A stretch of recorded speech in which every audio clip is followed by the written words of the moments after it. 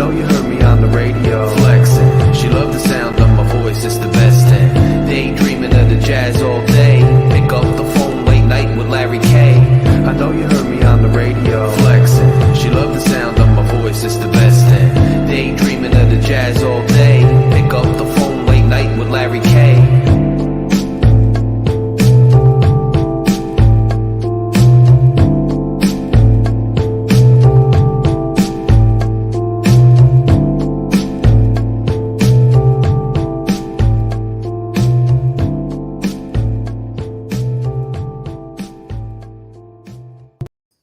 Yo, what's going on, man? It is happy hour. It is Thursday night, baby. We are ready on one more day for the weekend. You know how we do, man. And being that it's happy hour, if you look at the upper right-hand corner, boom. Bing. It's happy hour, baby. Happy hour. It's time. That's it. Take a shot. This is just the inaugural, This is for the new show. There we go. Into color, the Dolphinaire and Hooked Up Joe. What's going on? Enough. Appreciate y'all. You see me?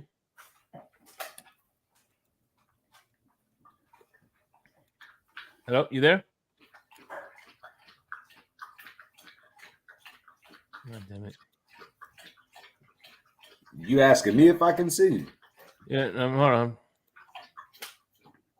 My fucking when I sat down the shot glass, it hit the mouse pad and knocked the picture off my fucking screen, so I couldn't see. So it's going all right.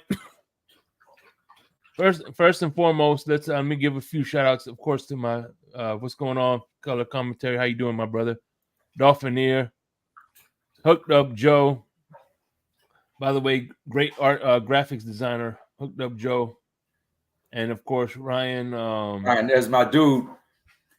You just missed the official inaugural shot for the happy hour, Ryan. What's going on? Go ahead and double up.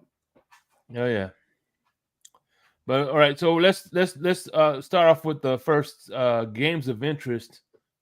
We're talking about games that are pretty much, that are in the possible, we have interest in, So right now, as the playoff stands,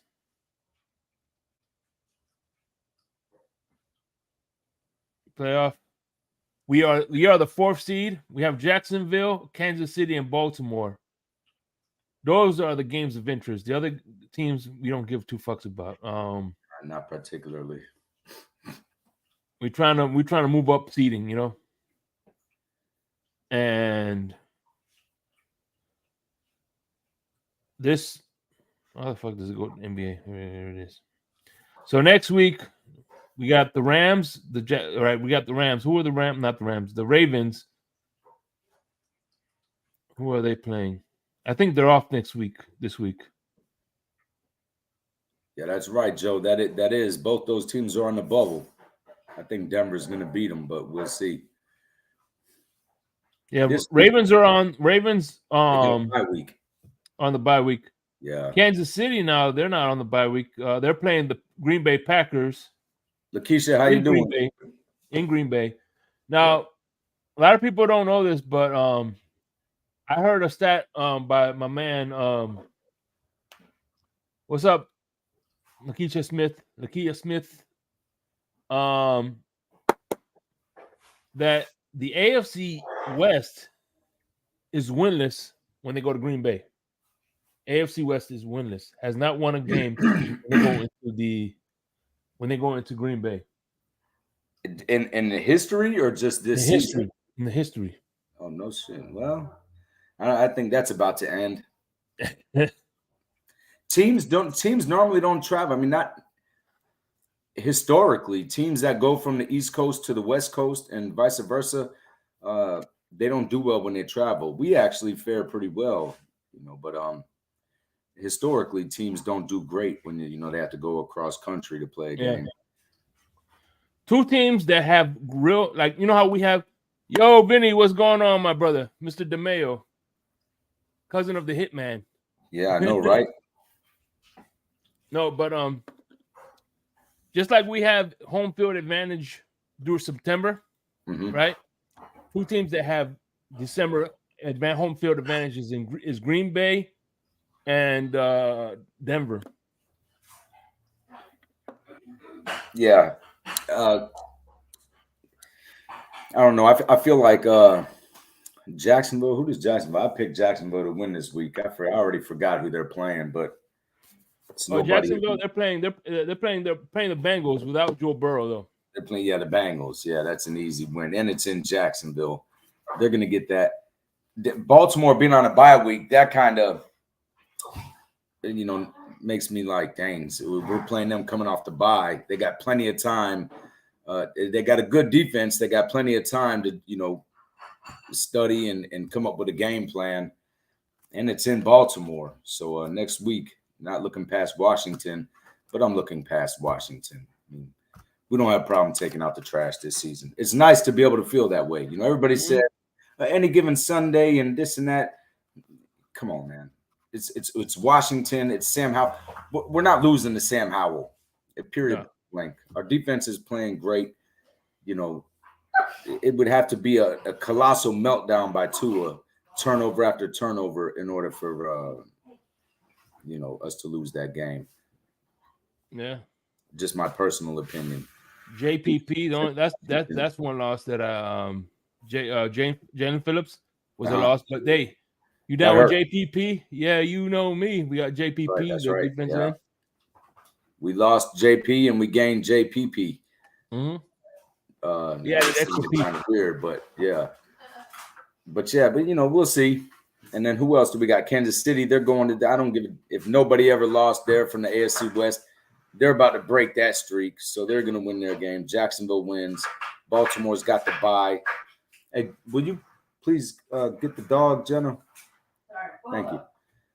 But after that, our destiny is ultimately in our hands. We play Baltimore. If we beat them, then they're below us. We move up in the seeding.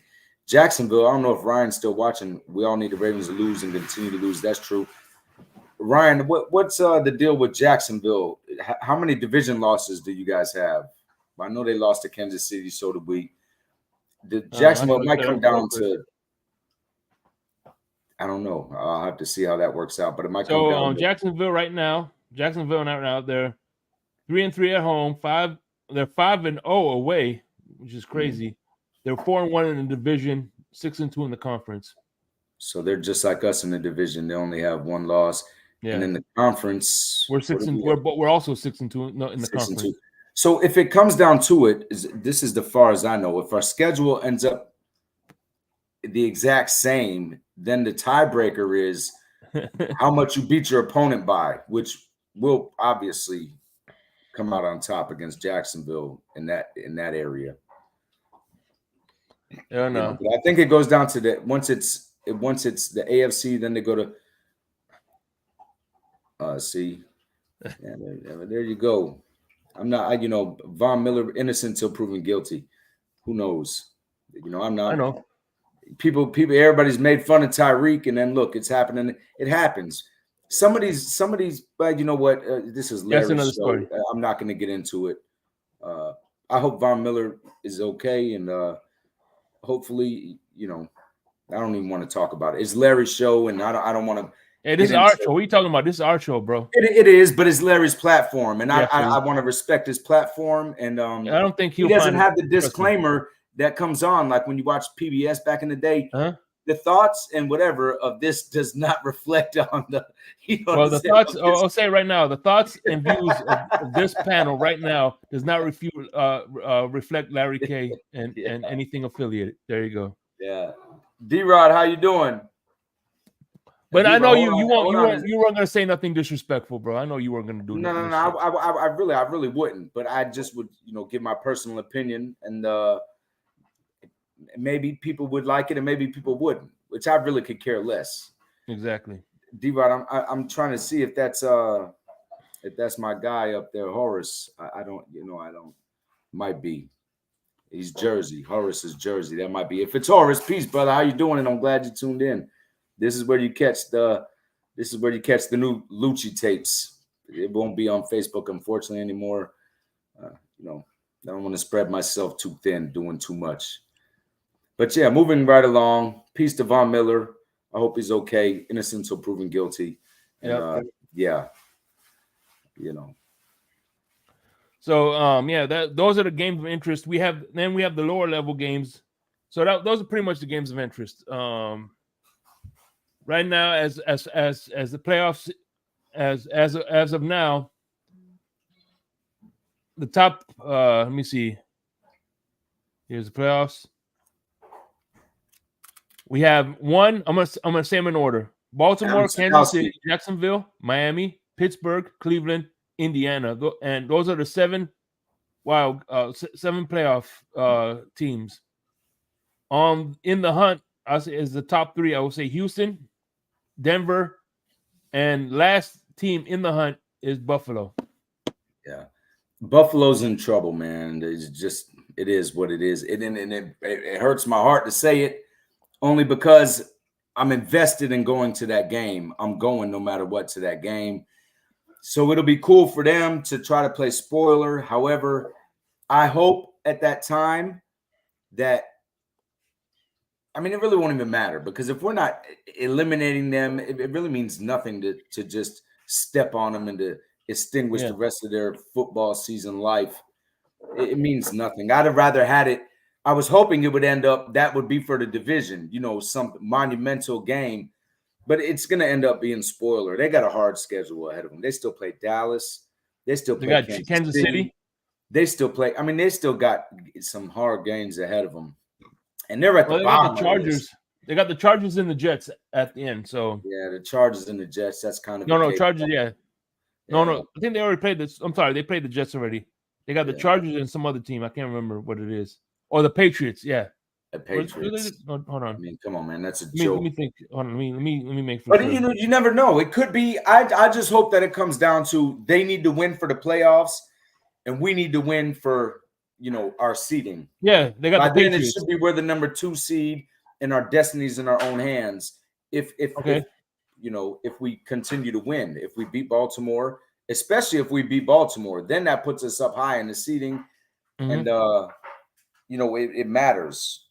I want the game to matter. I don't want to go down there and we're resting players and we're not playing anybody. I mean, I'll still go because it's cool for the tailgating and to hang out with the fellas and my family down there. That'll be great. But Dolphins, that top 10 offense, defense is the first time 1992. Yeah, that's the storyline, man. Hopefully it continues. We'll see. Baltimore's coming up. That to me is a measuring stick moving forward.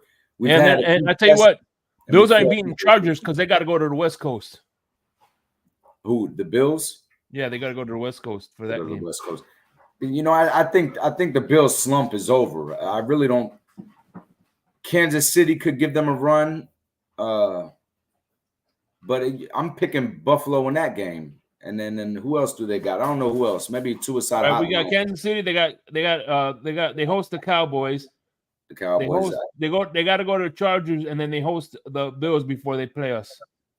They host the Bills. They are the Bills. Who did they host? I mean, they host the Patriots. Okay. Sorry. Oh, so they got Dallas and Kansas City as their last 2 hard games. I could see Buffalo. I thought they had a test. I could see Buffalo winning out. I'll pick them to beat Kansas City. Kansas City isn't, I mean, you watched it. They're not who they. Philadelphia to me isn't who they get so much help from the referees. It's a crying shame, man. I don't think Philly's that tough. I don't think Kansas City is who, they aren't who we thought they were this year. They drop a lot of passes. They have a hard time getting things going. Kelsey's their only real threat in their game, man. And, if you can stop him, they don't have anything. I mean, they went 4 games. They went 4 games in a row, or 3, and then Oakland was the 4th game where they broke that they didn't even score in the second half. This isn't the Kansas City Chiefs that we've come to know. I think Buffalo will handle that. They should have beat Philadelphia. I almost said something. It's unbelievable. It took a 60-yard field goal and a bunch of help, for them for Philly to win that game. I think they're out of their slump. They're going to play tough. I want them to play tough. I want to be able to beat Buffalo when it counts at the end of the season. I need a good before we go into playoffs. I don't want a cakewalk into the playoffs. I don't want that. I don't want guys resting. I want to go in there, and if it's a rest, it's because we have a bye week in the playoffs, because that can happen. If Kansas City messes around and loses and we went out, we'll end up with the number 1 seed. So that's the kind of action I want from Buffalo. I don't want a second stringers in there, and then we're just. I want to see what we're doing. Baltimore will be a good test. We'll see what happens. One thing about so you got Sam Howell. Let's talk about coaching matchup real quick before we get to let's players. do it. Jack Del Rio lost his job last week after the Cowboys, and he was and now Ron Rivera will take the play calling duties. And I watched his press conference, and one thing he said to me that kind of makes sense now, especially that you see Buffalo struggling a little bit, is the fact that when he said the one disadvantage of calling your plays, being a play caller and a head coach, is the fact that you have to rely on the people upstairs. You can't. Right. And you can't keep like, for instance, if you think about last year, Mike McDaniel only won 1 challenge. He's not keeping the eye on the big picture. He has to, and even when the defense is on the field, and I know Vic Fangio is calling the plays, he has to talk to his team and get them ready for the next drive. Right. So he really has to rely on the people that he hired to do those little details that a head coach would normally take care of. You know what I mean? Like Leslie Frazier, look at McDermott. McDermott didn't have to do that because he had Leslie Frazier calling the defense and whatever, so he could keep his eye on the whole field. Now he kind of has to do double duty, and that's they say master of jack of all trade, master of none. Yeah. I mean. So, and you look at Bill Belichick; he could call a defense if he wants. He's a defensive coordinator, but on game day he gives the reins to somebody else. Yeah, and maybe calls it here and there, but for the most part, he leaves it to somebody else so he could look at the whole team. Yeah, I agree. It's not easy to. I mean, I've never done it, but I can imagine when them guys are up in the booth, they get to see the whole. And so my son, he records these football practices for this college, and that's what he does. But he's way up, and they had this thing way up in the stands that he goes and he's up there with his equipment and films the practices. And that's what the bird's eye view is really where you can get, intimate detail and see who's at a place, who's where, what, where. On the field, you don't get to see it like that. Yeah.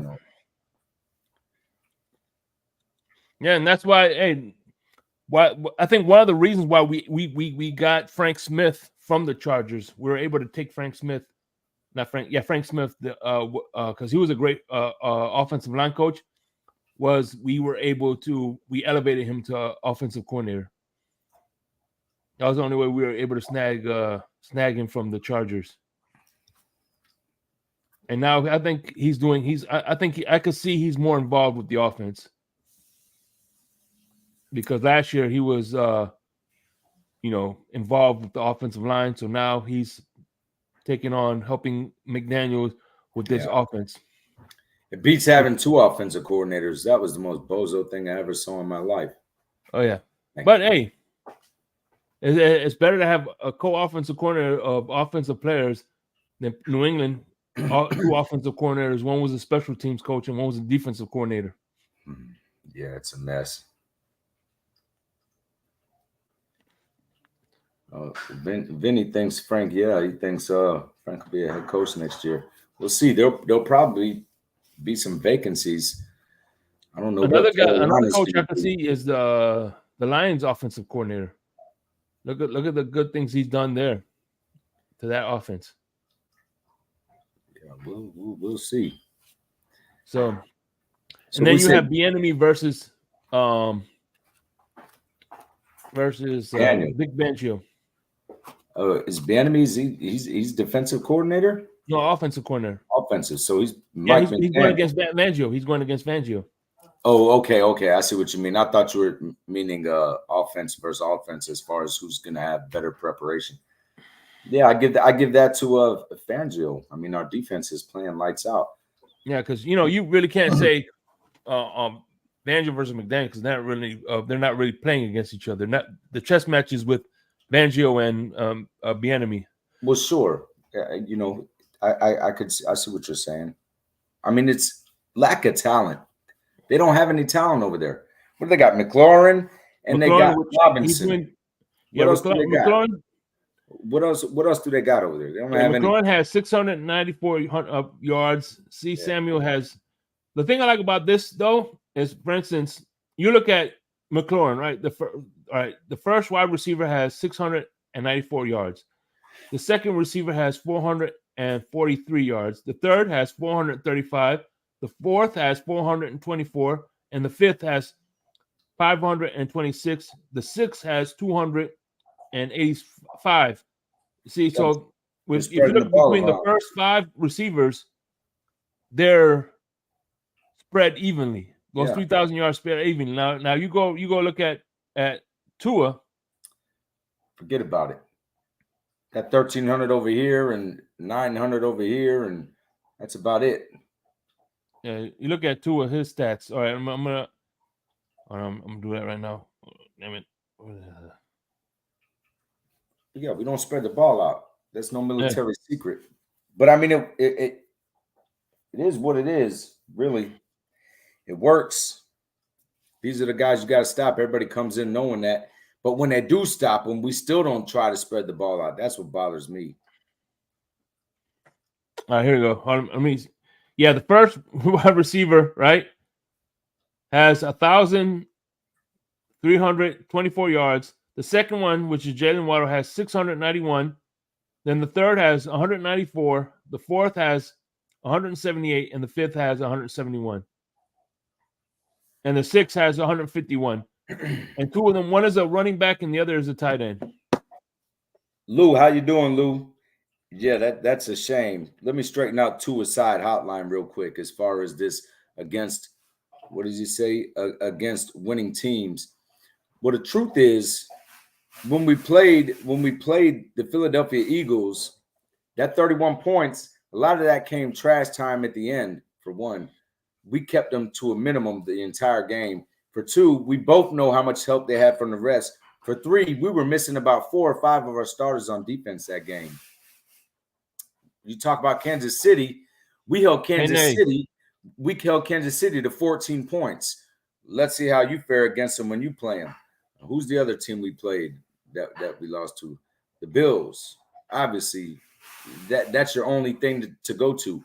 And again, the Bills was a winning team at that time, but come to find out, they're frauds. That shit is trash. The Bills is trash. That was our one garbage team loss. That is, it is what that was it our is. Arizona Cardinals. The Cowboys, the Cowboys lost to Arizona Cardinals. That was our Arizona Cardinals. Right. Pretty much. But at the time, though, the Bills, and I'm not that guy, because some people say now, oh, Denver's a winning team. What does everybody have to say? Man, when we played them, they were all the way at the bottom of the ocean. Terrible team. We're not doing that. We played Buffalo. They were a winning team. They smoked our game. But we didn't have our entire defense at that time. So if you want to take credit for that, cool. And that's why I hope Tua's side hotline, when we play you at the end of the season, it's for something.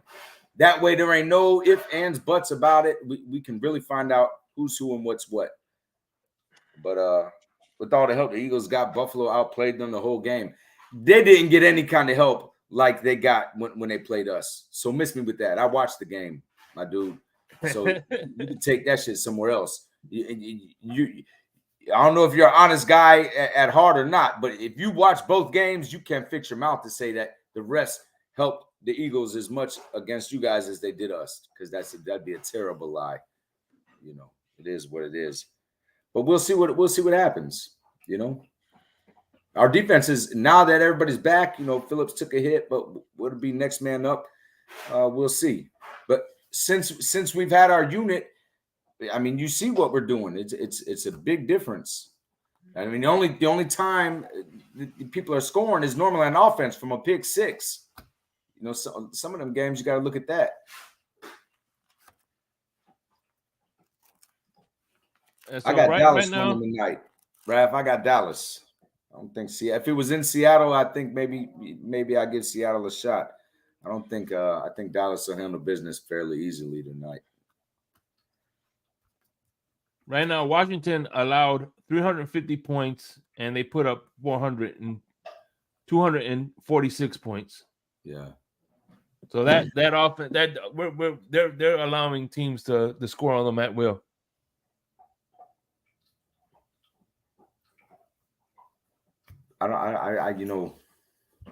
Who else we got? We did their defense versus our offense versus their defense. I mean, everything is favorable to us. I don't see anything except us being in Washington is the only advantage, if you want to call it that, because the weather's going to be in the 50s. Maybe it'll be raining. It rains down here all the time. I mean, really, that's it. We'll be in their house. Other than that, I don't see too much of anything that they have better than us. You know? No. So yeah. Dolphinaire said it, Brett. Stop crying. So what do you think of this JPP signing? You think he's gonna? I think with the coverage sacks that we've been getting with the coverage, I think McLaurin's gonna. I think it's gonna be definitely it's gonna be McLaurin against Ramsey on this one. Right. I would imagine that would be the smart play. But yeah, I think that I mean either way, and JPP. Now that we have, since Ramsey's been back, it's been given less time, or actually more time, for us to get the pass rush in. The quarterback has less time, There's not guys getting open. It's just like when we had Sam Madison and Patrick Surtain and Ogunleye and Jason Taylor. They got all those sacks because Surtain and Madison, they got guys locked up. So this guy's back there looking for something that ain't, and then the pressure comes. That's going to benefit JPP because he's a little older. That's going to benefit him though. I think when he gets in there, he'll be able to make plays. Obviously he won't be an every down guy, And Ramsey, yeah, I would agree that he should cover McLaurin or whatever his name is. But if Howard did, I think Howard could do it too, Yeah. Man, and then of course, Raheem Achane. Hopefully, Achane will play this game. How's they saying? I know they said he could have went last week, but they decided to let him just keep on resting. I'm cool either way. Wilson's back, and like I said, he's in top form. He's, he looks like he's all the way back healthy. He's running hard. So if they just give Achane a couple of, just to keep the rust off him, I'm cool with that. If they kept him to keep him healthy, I'd be cool with that. Either way, we have solid. That's another thing. Our running backs against their running backs, they got a couple of okay running backs. Robinson's pretty okay, but they don't have any of them that's on the talent level that we have. Yep, I agree with never take your opponents for granted, but we should win. I agree with that.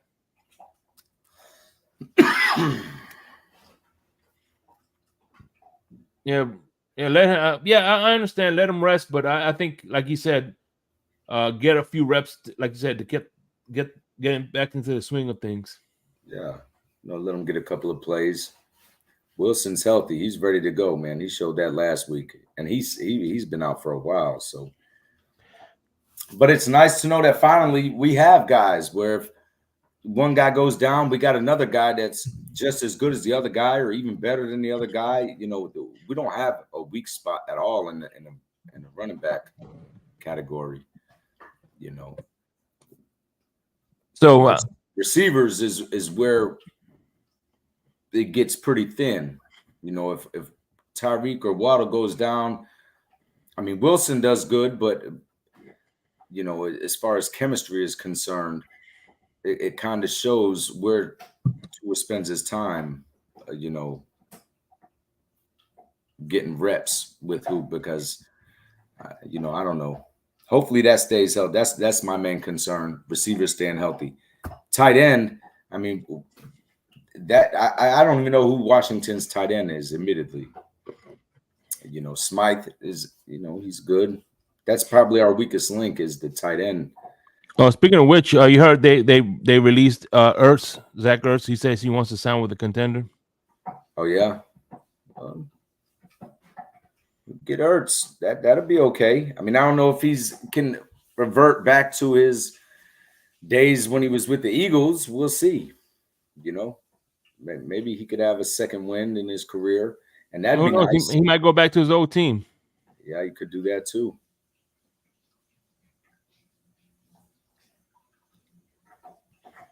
So, all right.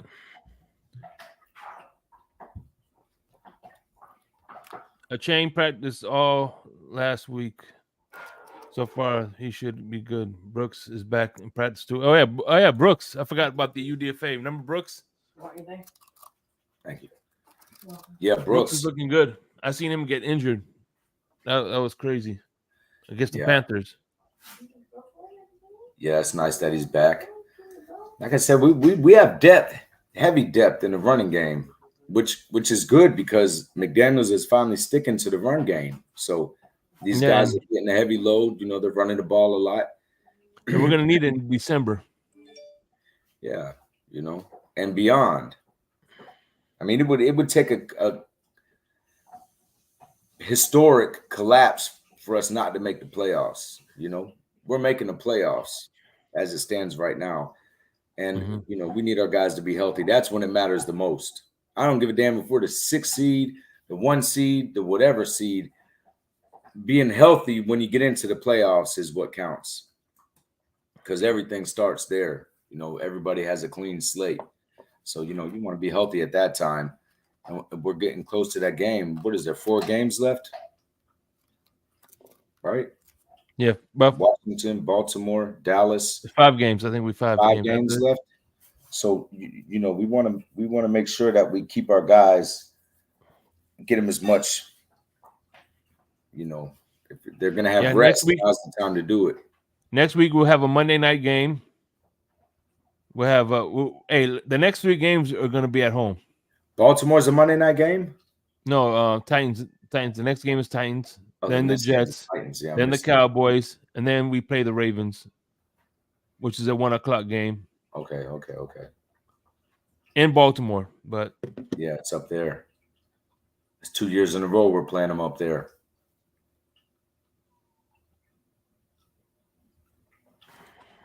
All right, Ryan, have a good night, man. Oh, Saturday. Yeah, well, I'll be Abel's birthday. Damn, I'm glad you reminded me. The next game I'm going to is Buffalo game. That's the next game. Time to take a shot. Hey, we're gonna. I'm drop the link. One at for anybody who wants to talk about it. We'll let up one person at a time. We'll give you like about a few minutes to talk if you want to talk. Shot down. There you go. There's some good tequila, man. You like that? What is it? Tres Generation. Okay. What you sipping on?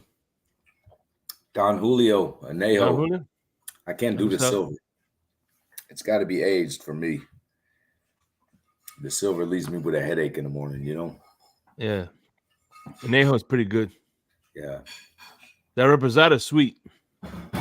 Yeah, it's I could do the reposado. It depends on, like, a lot of bars don't carry Anejo too much, or not even bars, restaurants, even bars. The hanky pankies down here on the beach side.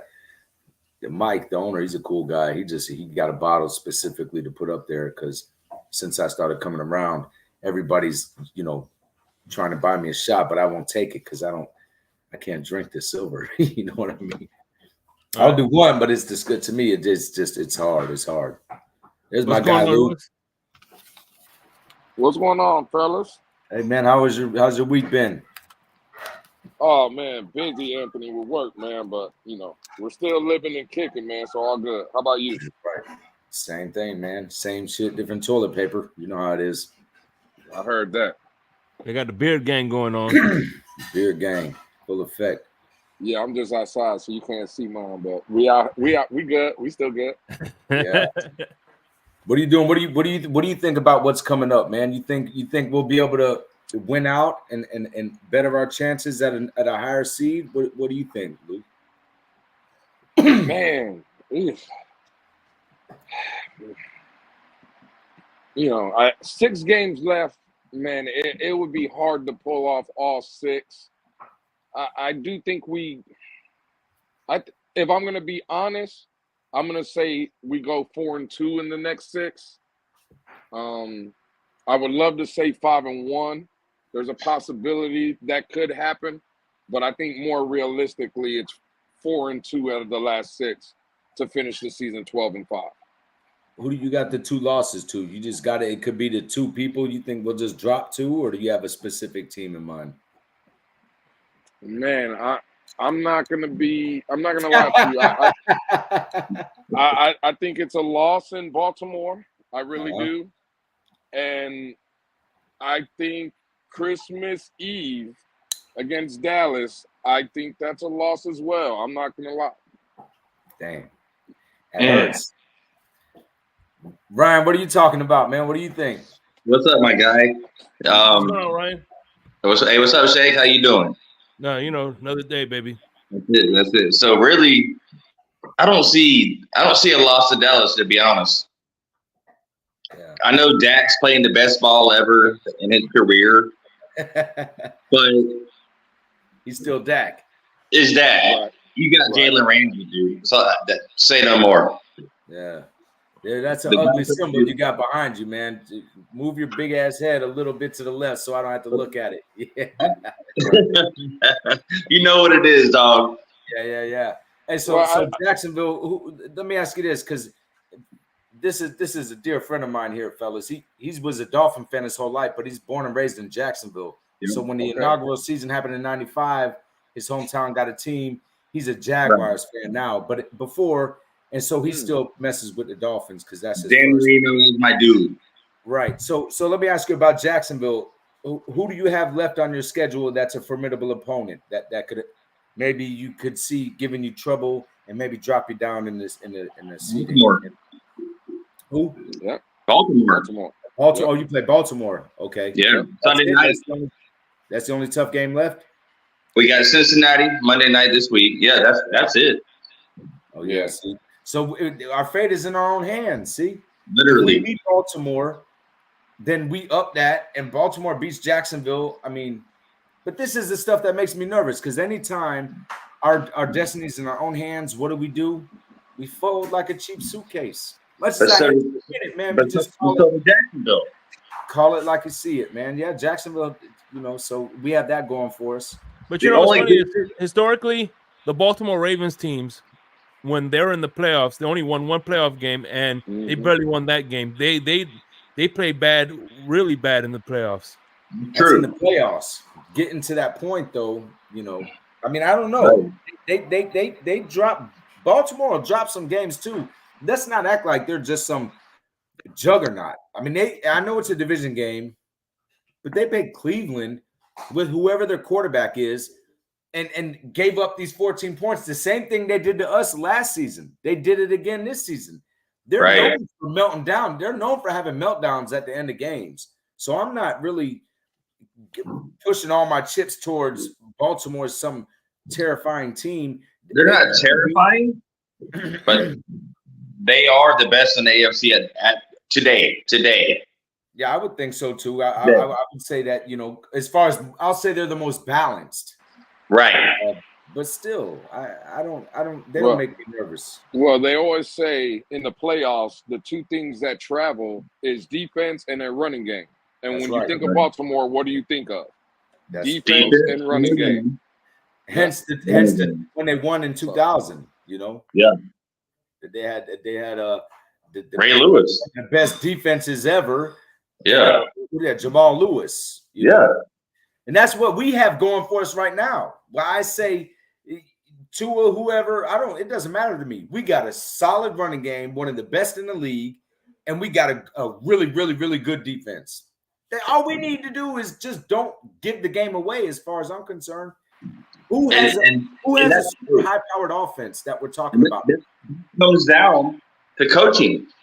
Coaching is a big thing. Coaching. Yep. Jacksonville is probably, in my opinion, one of the better offenses in the AFC. What does Kansas City have? They got Kelsey and they got Mahomes, which is, I know enough, but they got guys on receivers that drop the ball everywhere. Pacheco's having an okay season. They're really not the best player. Well, you also got one of the best offensive architects in the NFL, which is Andy Reid. Yeah, that's correct. True. Now, coaching is that. I agree with you. Say coaching matters, but I'm talking talent because when you talk about Bill Belichick and all the games he won, everybody likes to say, "Oh, it's painfully obvious now. It was Tom Brady. It was this. It was that." You got to have talent. I don't care what kind of coach you are. Yeah. If you don't have the talent, it is what it is. So you can only do so much. But the Kansas City. Think about this. They're I think the top. They're in the top 5 as far as points allowed. So they're a 180 from last year. Last year they were like the bottom in points allowed. Now they're in the top.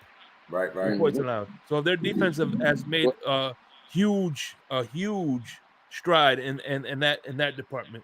Well, Ant, let me ask you this, Ant, right? Because I love to get everybody's thoughts, and I've been talking to a lot of people. What if you had to pin one thing, or if you see other things, right? Like the offense in Miami, I keep hearing we're this juggernaut, and when you look at all the numbers, I think numbers can be deceiving a lot of the times, right? Whatever, like you can find stats and numbers and all those PFF grades and everything you see, right? Like you can paint or take numbers or stats or however to fit a narrative. But let's be honest.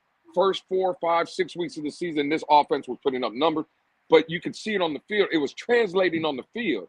Right. The past couple of weeks, it hasn't looked, and again, this is just my opinion, this offense hasn't looked as dynamic as it did weeks 1 through 4, weeks 1 through 6. Like, what do you see specifically, Anthony, when you're watching our team? Why do you think there's a little, like, it just seems to me something's not clicking, Ant? Listen, I'm going to tell you, and you're just regurgitating everything that I said Tuesday when I was on the show, and I've been saying, the problem is coaching. That's it. If you look at last season, listen, McDaniels he doesn't make adjustments, man. This is my top concern. If we don't win, it's on McDaniel, bro. To me personally, he's not that guy. Everybody likes to call him a genius. Yo, to me, he's not. I'm not. Shakes knows this because he's on the show with me all the time, and we talk personally. Ryan knows this 100%. That's my brother. Listen, last season, and I was saying this too, Lewis. Last season, you look at the first part of the season, same situation, and then Tua gets injured, whatever, the concussions. In the second half, it's like there was nothing. And you could say, oh, well, there was the rookie. Yo, he didn't have any type of game plan for the skill set of our backup quarterbacks, where if Tua was to get hurt. If you're supposed to be a genius, you're supposed to know that Tua's injury prone coming out of college. He's injury prone there. We got to have a backup plan. We have to contemplate the ifs. There was none of that. And then even still, we had the same running backs we have now last season. I saw their talent and recognized it last season watching the games. He'd abandoned the run. It was like, it's just crazy, man, how it's coaching. And then you look at fast forward to this season. Now I'm going to tell you something else too. Tua's game against Green Bay. Everybody said, we felt he hit his head, this and that. Man, I'm starting to question if that was even, bro, his interceptions went up immensely the second half of last season. Now you look at this season. He wasn't throwing all them damn interceptions the first half of the season. Once the book is out, everybody know a real football player. When it's that second half of the season, the book is out on you. You better, this is chess, not check. You got to have, you have to change it up. You have to make adjustments, in-game adjustments, all that. Halftime adjustments. Same thing with this season. Halftime adjustments. He doesn't. He doesn't have that. So now you see our numbers are declining. Tua's throwing more interceptions. There's more turnovers because he's doing the same stuff that was winning the first half of the season. Now he doesn't change it up. And that, Lewis, to me, I mean, it's painfully obvious. It's obvious. There's nothing for Tua to say, oh, well, I'm doing bad. He was doing great. He's got record numbers. Everything's a record numbers. What would make him in his head like, where it's like Josh Allen playing trash all of a sudden. But this guy was throwing picks. He was doing bad. He was turning over the ball, missing receivers. He got inside his head and he's playing trash. You could call it that. Man, he's just inside his head, man. He can't get over it. And he was, but with Tua, there was none of that. There was none of that. Everything was real quick. Let me say something. One thing that concerns me is that as I'm revisiting the stat lines with all the different receivers. I just mentioned to you. You look at the quarterback for Washington, right? He has 5 receivers with 400 receiving yards. You know what I'm saying?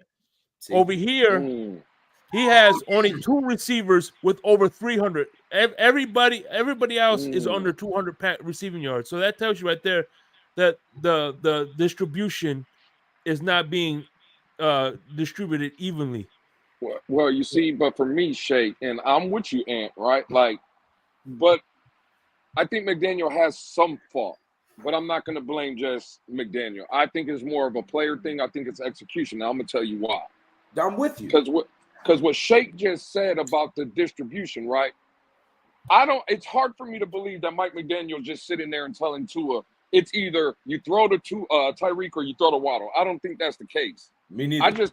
I just think Tua's not seeing the field well because again, against Kansas City, Cedric Wilson was streaking down the field wide open. We all know about that throw, but what they don't tell you is that there was multiple times Jalen Waddle was coming across the field wide open. There was one play he was running down the seam wide open. Tua's not even looking that way. Nah. When I go over and I watch the all 22, it's like he doesn't even look that way. I can't put that on a coach. A coach is designing a play where he has receivers running down the field wide open. The quarterback's just not executing. The week after our home game, I forgot who it was. I think it was the Raiders. River Craycraft, the game he came back, same thing as Waddle, streaking down the field wide open. And this is when we kind of try to tell people, this offense is putting up points, right? You see it. Oh, they get to 20, they get to 30, there's still a lot of meat on the bone. Like you're leaving points on the field. And listen, I'm with you with Mike McDaniel, some of the adjustments when you see that we might be trying to do something and the other team adjusts. Mike McDaniel, I think I'm with you, and it kind of takes him a while if he doesn't eat or he just don't adjust to it. So I'm with you there.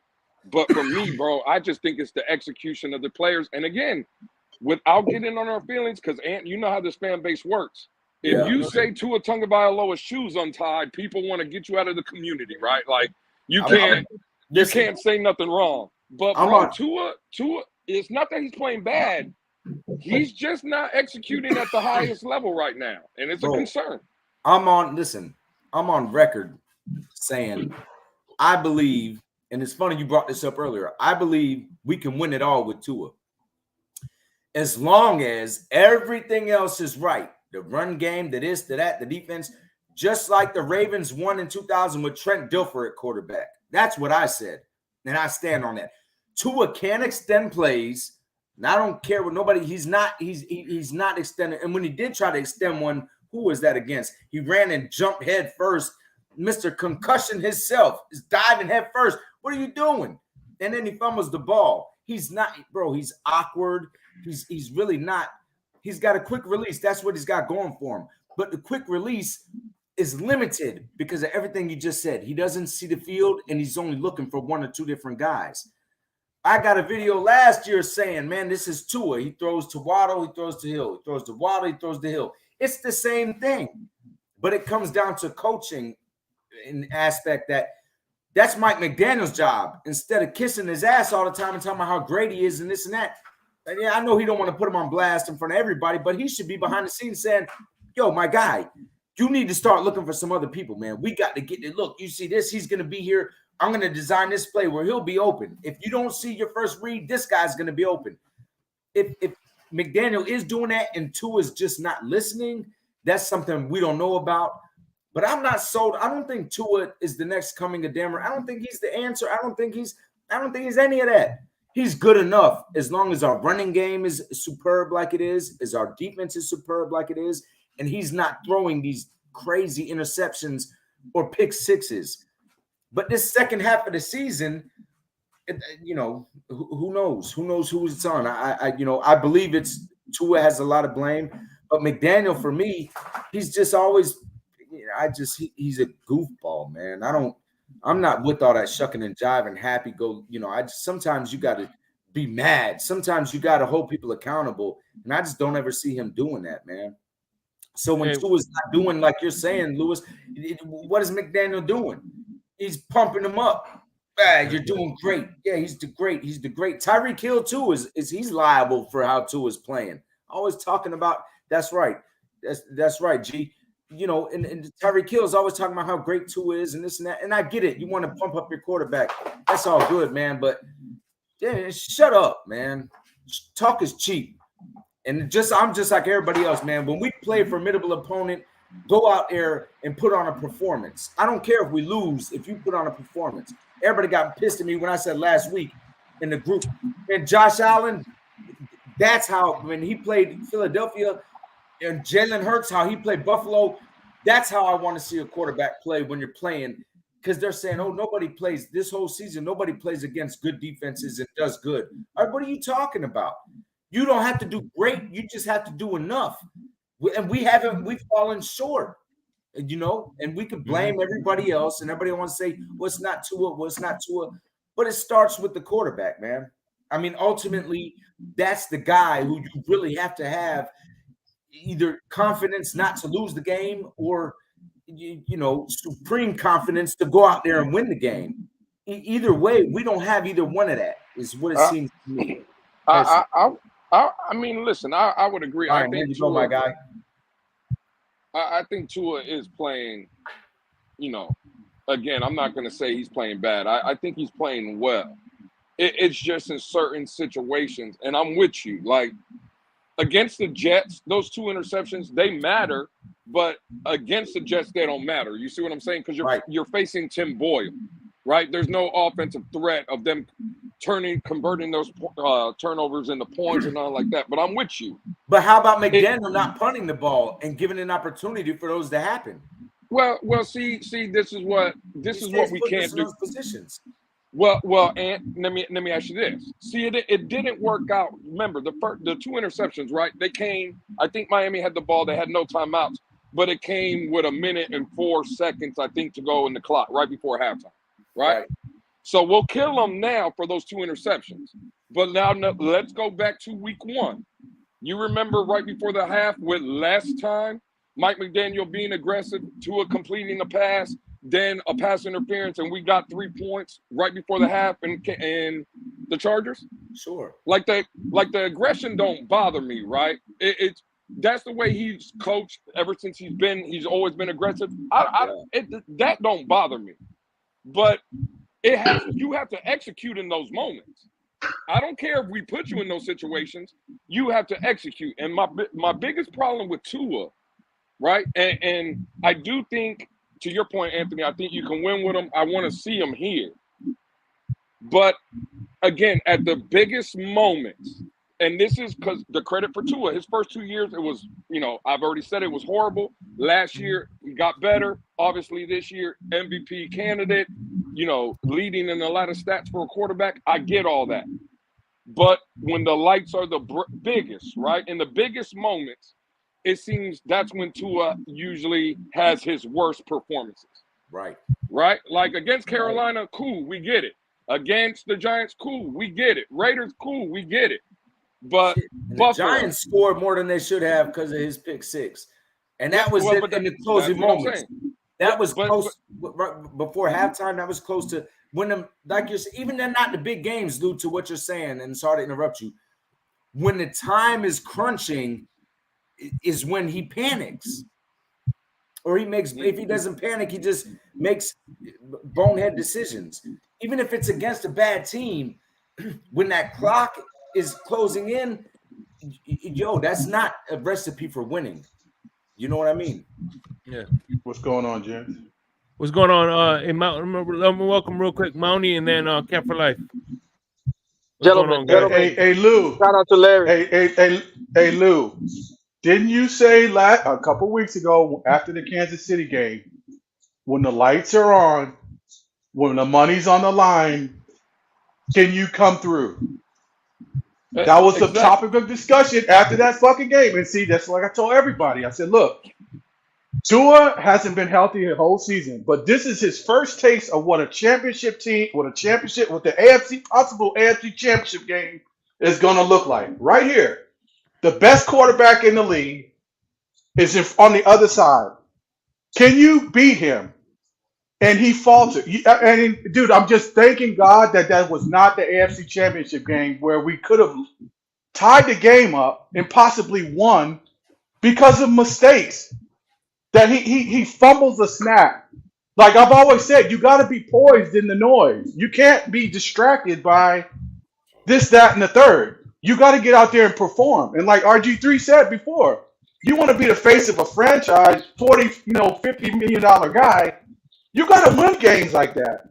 Yeah. You can't miss wide open guys, especially in big games like that, for all the marbles. You can't do it. I agree. I agree. It's the biggest moments for me, and I get what you're saying. Even against the Jets, all I'm saying is against the Jets, even with those 2 interceptions, right? They weren't doing nothing with those. It's concerning that he threw them, but it's more concerning those 2 interceptions. If they happen to Baltimore, now it's different. They happen against Kansas City, now it's different. It happens against Philadelphia, now it's different. It's just to Mountie's point.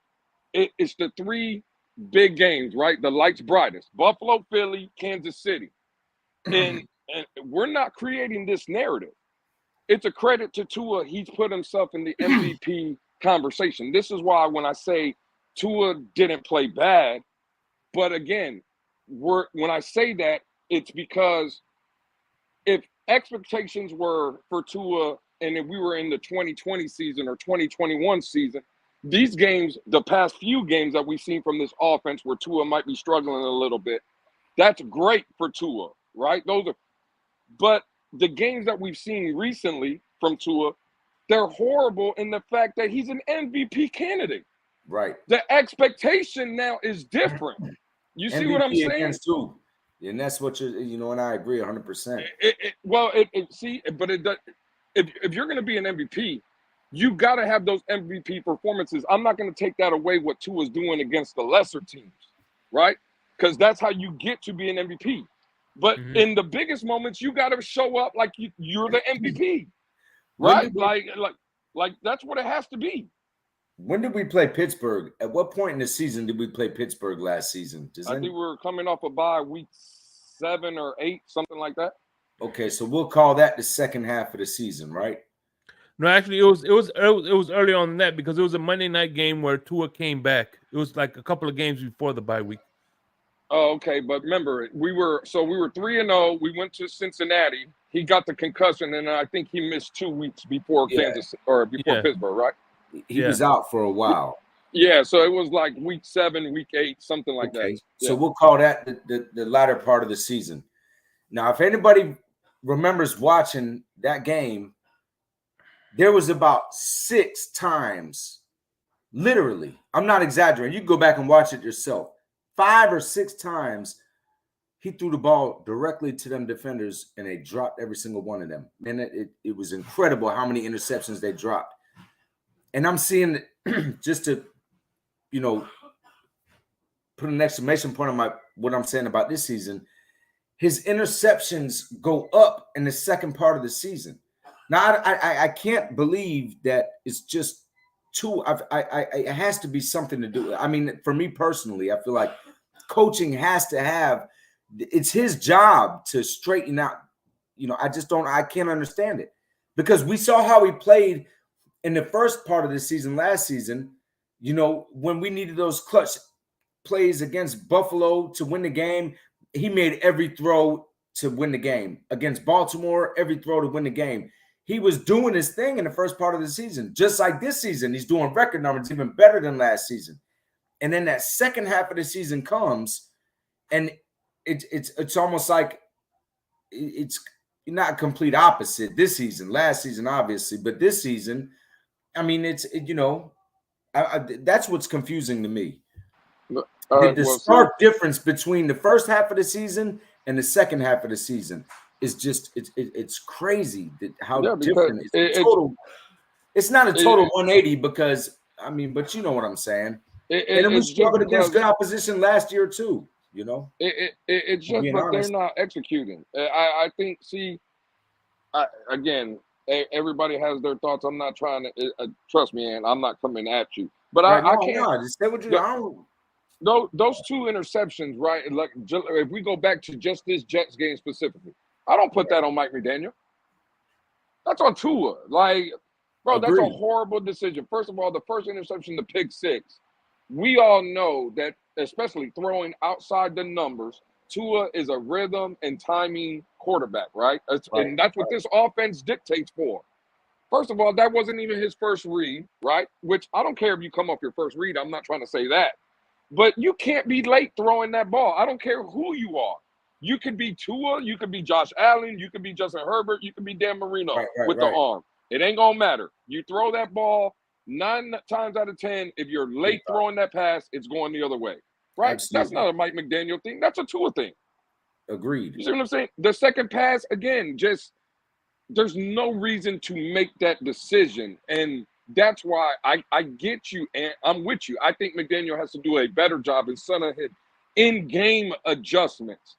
But like, again, when you watch the game or you throw on the film, and I know Mounty's up here, we probably all watch a little bit of film or just go back and watch the game and stuff.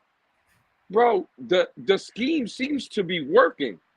It's just the players for whatever reason. And again, Tua has the ball more than anybody. On every play, Tua's going to touch the ball, no matter if it's a run or a pass. Right. For some reason, he's the one that's not seeing the field right, or he's not the one executing at the highest level. And it's not all the time. You see, you know, during the game, there's some great throws by Tua, and there's some great reads by Tua. But it just, to your point, Ant, there's something that is just not clicking on all cylinders. And that's what I think the biggest difference is from the first half of the season when this team was putting great offensive numbers and they were breaking almost every record to now. I'm trying to figure out what's the reason for that art? Because again, I don't, it's coaching, bro. Just like I said in the beginning of the season. Know. I didn't want Tua.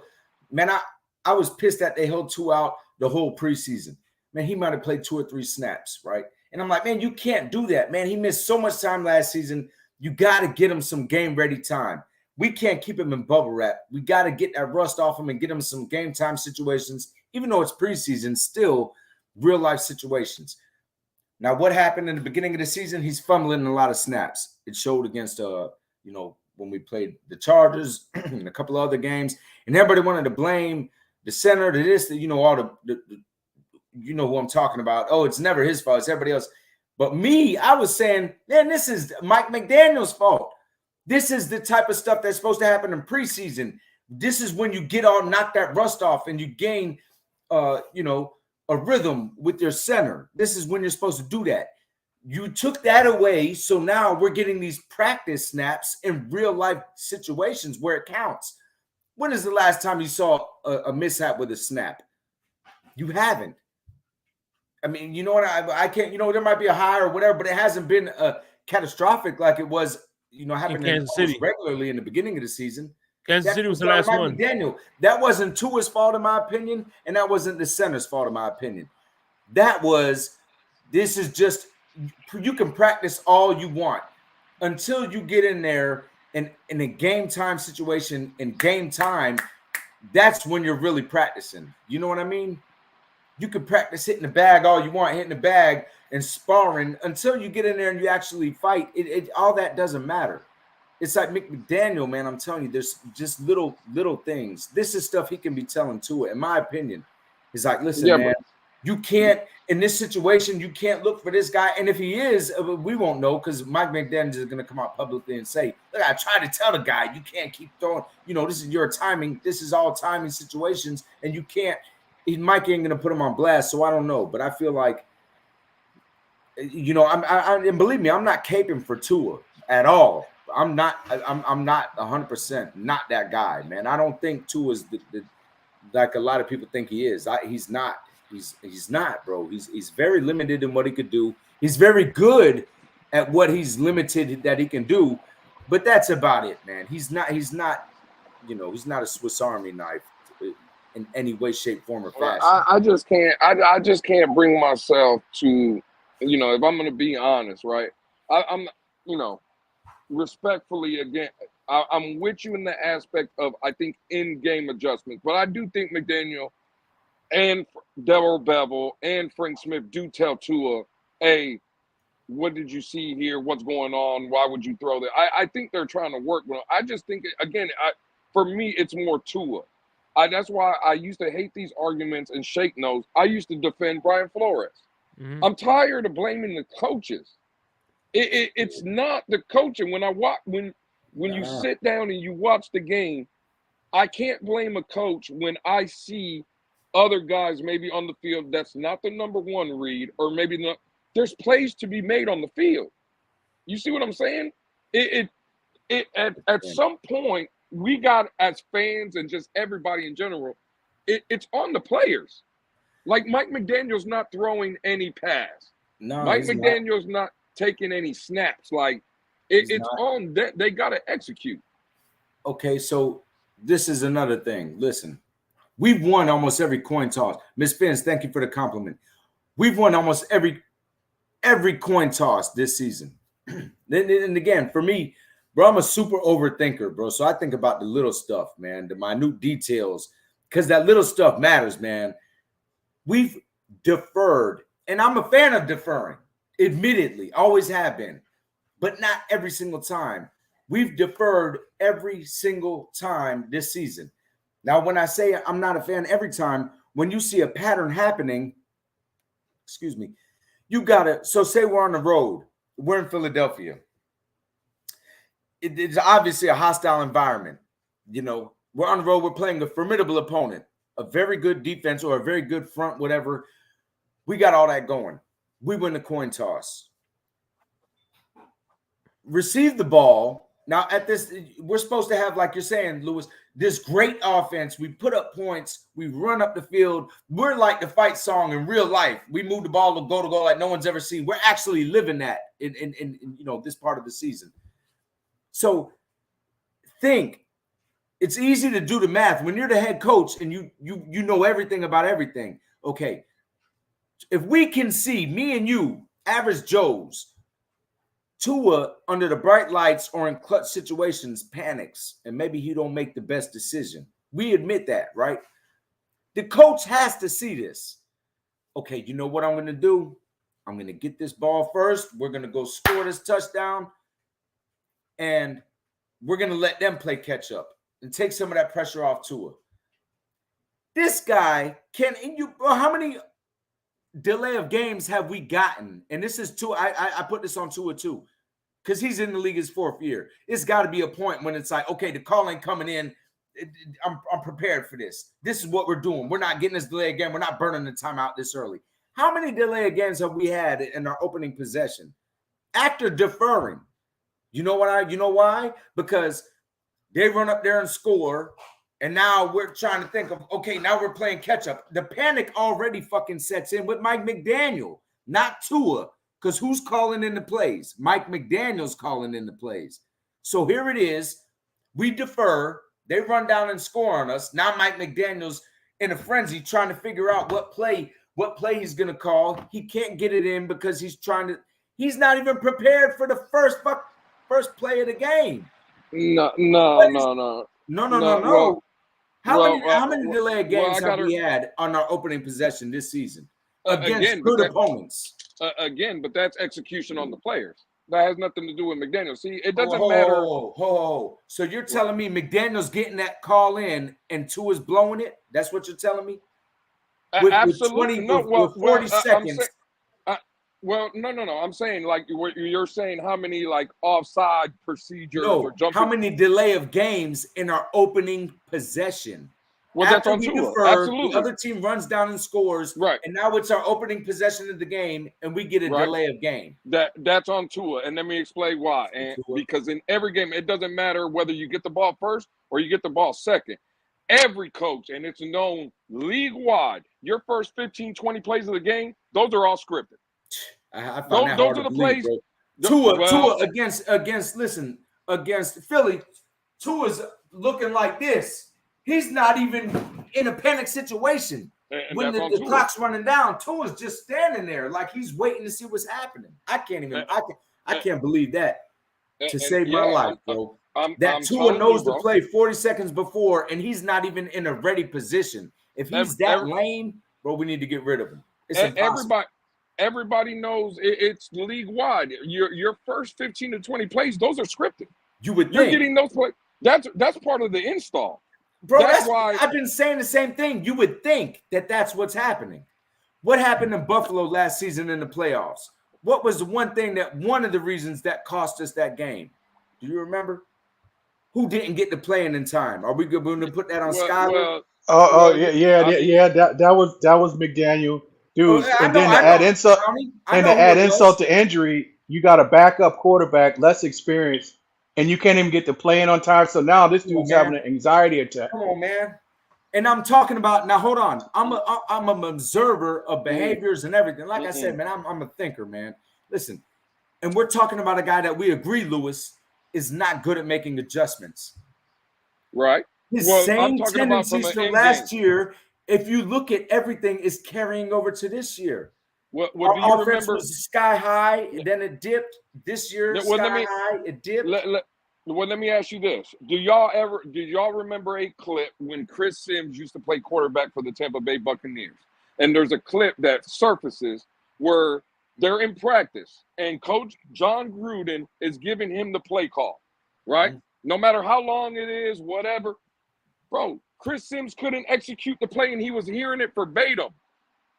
And he couldn't execute the play. So you mean to tell me in a playoff game in Orchard Park, New York, against a Super Bowl contender, Buffalo Bills, with a 7th round, 3rd string quarterback, could there be, and I'm just posing the question, could it have been that Mike McDaniel's calling in a play, but Skyler wasn't able to execute that play call? I mean, I'm just throwing it out there. Could it have, because again, we're just going to come out, well, McDaniel's not getting the play call in. I'm just posing the question. Could it be that Skyler couldn't get the play in? Well, Lou, I must put this out there. I'm just posing the question. I must put this out there. It was Mike McDaniel who said Skylar Thompson knows the whole playbook. He said that. And I agree, but again, do we expect, and I'm just posing the question, I'm not saying no one's right, I'm not saying I'm right, you guys are wrong, I'm not saying you guys are right, I'm wrong. All I'm saying is, do you think that Mike McDaniel, does he seem like the coach that's going to come out here and shit on any player in anything he says? No, and I agree with you. And when Mountie said that, I could see that argument even before he said it. But this is my thing. So we're to believe that Skylar Thompson, who had a few games, he played a bunch last season. Thank you. He played a bunch last season. It wasn't like he just came in that playoff game. He had a good amount of starts. Skylar Thompson and Tua Tagovailoa this whole time, who has been a starter with Bama before he came, played in the championship game in college. He's played over here for this amount of years by now. It's always their fault. Now, there's a reoccurring situation, and there's a common denominator. There's 2 different quarterbacks. The only common denominator is Mike McDaniel in this scenario. And we're to believe that there is a reoccurring problem and only one common denominator, and that is the other 2 guys' problems. Well, I would argue, though, the common denominator is Tua in this situation, not Mike McDaniel. No. He did the same thing with Skylar Thompson. So how is that a Well, common denominator? well, no. I'm just talking about the perspective of again, going back to let's say the biggest moments, right? When the lights are the brightest. It didn't matter if it was in college with Tua. It didn't matter if it's the NFL with Tua. The common denominator is when the lights are the brightest, right? When we're a primetime situation or it's a big game situation or whatever, he comes up small in those moments. He's the common denominator. Absolute facts. It happened with Nick Saban. It happened with Brian Flores. It's happening now with Mike McDaniel. And I can agree with you. And again, I'm on record saying this guy ain't that guy. However, I'm also on record saying McDaniel he does too much outlandish stuff, bro. Too much bonehead stuff for me to believe that he's doing anything else absolutely clutch. He goes for it way too much, like we're just some desperados, man. That he takes points off the board. We'd be in the lead in field goal range. He'll go for it and then call a bubble screen and throw the ball. We need 1 yard. He'll throw the ball 2 yards behind the line of scrimmage. He'll call that play in. You know what I mean? He does too much bonehead stuff that all leads towards, man, this is, and maybe sometimes it's Tua. I can give credit to the both of them. I can say Tua is not a mistake-free guy, but McDaniel, to me, makes more bonehead decisions than Tua does. I'm not a Tua fan, bro. I support him. He's on our team. He's our quarterback, and I respect his abilities, but they're limited. Right. They're limited. Well, now watch this, and watch this, right? Okay. And you tell me if what I say here makes a little sense. Let's go back to Kansas City. We lost that game because of a Tyreek Hill fumble, right? We all know it. It would have been 14-14 if they don't score on that fumble. That probably wasn't even a fumble, if we're really being honest. But yeah. Okay, right. I'm with you. But on that play specifically, you're right. Mike McDaniel called a bubble screen. Now let's go through this situation. Tua shouldn't have threw that pass there. So who am I blaming there? You should have made an adjustment. Exactly. I'm with you on that. So the adjustment should have came from Tua, because if I'm with you 100%. You're absolutely right. That bubble screen, when the defender, whoever the corner was, probably could have seen what Tyreek Hill had for breakfast. He was so close to him. He was playing press, bump, and run. So never happened. The same thing that happened when we didn't get the first down and he did it. You're right 100%. I agree with you. So if I get that play call, right, and I'm Tua and I'm at the line and I see that they're in press man-to-man coverage, me as the quarterback, right? Who's the leader? It's Tua. Who's on the field?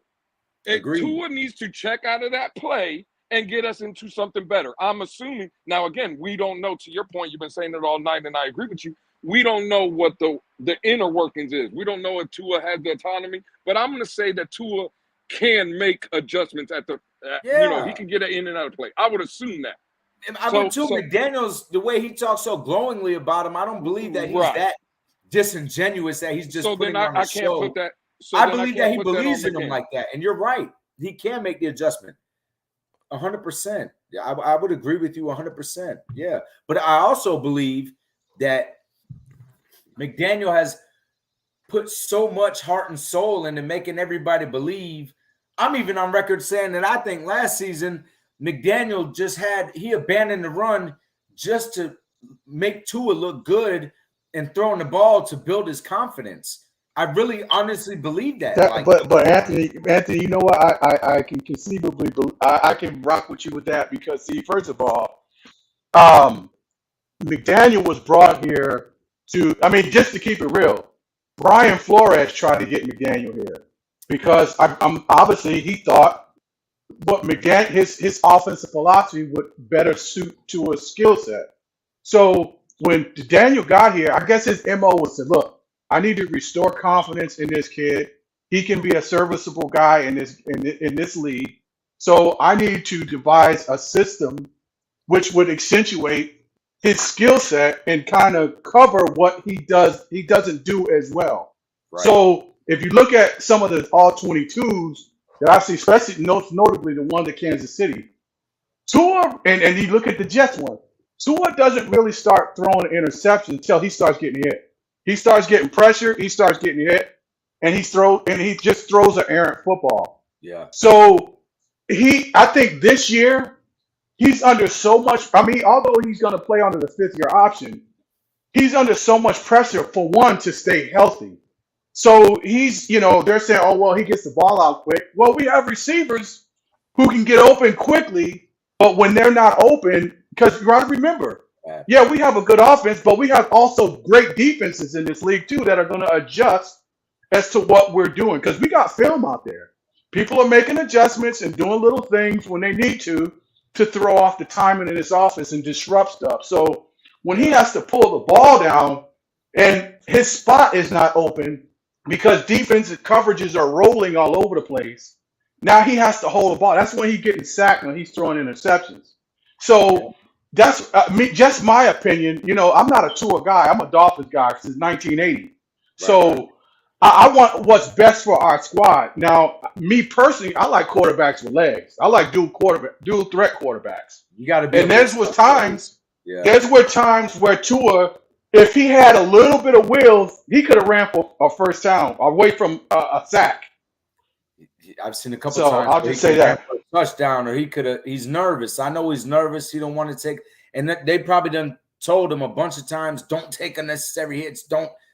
And maybe he's just saving it for the playoffs. Maybe he's just saving it for a time. Okay, if I'm going to risk it all, let's make sure it's worth something, But my whole thing is, I think Tua knows how much Mike McDaniel put into proving the point that this guy can play. He deserves to be in this league. He deserves to be the quarterback of this franchise. And Tua wants to reciprocate that love and appreciation. So Tua, I and it sounds weird, but I try to because I just try to make sense of some of this stuff, man. And I mean, I know it sounds weird, but I feel like Tua might be so much in his head, like this is what Mike wants, and let me make Mike proud. So he's just trying to do, instead of calling audible and changing up Mike's play, like he doesn't want to disappoint Mike. Let me just do what Mike says so I can make him proud because he believed in me, and let me show him that he's smart and he's trying to reciprocate the support that he showed him. The only way he could do that is by, making the plays he calls look good. I don't know, bro, because some of that stuff is just head scratching. Either that or he's just not. He's just, Well, here's the thing. I want to chime in real quick because I've been listening to both what everybody has to say, and at the end of the day, you think about a supervisor. Everybody's here has been a supervisor at one point, and when you delegate tasks, I'm listening on my phone. I got to step away for 1 second. I'm listening to you, brother. All right. So when we delegate tasks, whatever, we know, okay, you got to look at what their strengths and weaknesses are, and then you game plan around the people that you have. You know what I mean? And at the end of the day, the delay of games and things like that, and the interceptions. Look, this is who we have. This is what we need to adjust to. And at the end of the day, Mike McDaniels has to adjust so Tua doesn't put himself in those situations where he throws those interceptions. You know what I'm saying? He has to design better plays or make better cadences so he knows, okay, this doesn't happen again. Because at the end of the day, if this happening once or twice or 3 times, he's got to make those adjustments so Tua doesn't look like a deer in headlights. That was the one knock they were talking about Gotze when he was offensive coordinator. He wasn't making the offense to help complement what Tua does well. Yeah, I think the number one rule of thumb going in this year, at least since McDaniel's been there, is for self-preservation. Okay, we got to get you through the season. Like we look. Our best chance to succeed is if you're in the game. So I see Tua now. I'm happy to see him throwing the ball away, throwing it down, throwing it in the dirt. But dude, sometimes and I'm playing devil's advocate here. Mm-hmm. But sometimes, like big time quarterback, sometimes you may have to take a shot to deliver that touchdown strike. You know what I'm saying? Yeah. And that's what I think too. He misses guys because he's under pressure. Okay, dude, look, you sometimes you may this is football. You may have to take a shot to get the ball to Waddle streaking down the field for a 60-yard touchdown. Hmm. That could And mean the difference in a win or a loss. AFC Championship, Super Bowl. well, and another thing, another way I could illustrate my point is you look at Andy Reid. Andy Reid, when Mahomes will go out, he had Matt Moore. He had who's that quarterback? We had Chad Henning, right? And the offense was still clicking. There were still no hiccups on that offense with the change of quarterbacks. So that tells you right there that he understands when I have this quarterback in, I got to run this type of offense. When I have this quarterback in, I got to run this type of offense. You know what I mean? And Shay, Ken it's McDaniels funny. do that. It's funny that. Go ahead, Lou. No, I just wanted to touch on something, Mounty, that you said though. See, for me, I don't even think it's that. If I'm going to be honest, right? I don't think it's a lot of times when I've looked at the film, I don't think it's Tua's scared to take a shot, and that's why he's missing people. Because that play, when you said Waddle for 60 yards, I'm assuming against Kansas City when he's streaking down the field, wide open in the seam. There was no pressure. It's just that Tua didn't look there, and I think it's because this offense, again, the West Coast system, it's about rhythm and timing. Everything is timing based. So I think the struggle is, and I think the next elevation of this offense, right, is Mike McDaniel and both Tua have to come up with a way to where forget the rhythm and timing. I know sometimes, again, if it's a slant or a post route or an out route, okay, cool, I get it. But, bro, a lot of times, like River Craycraft shooting down the middle, there was no pressure in Tua. And I just think if Tua can get comfortable to where, okay, on this play, yes, it needs to be timing and rhythm. But maybe on a certain play, hey, there's no pressure in front of me.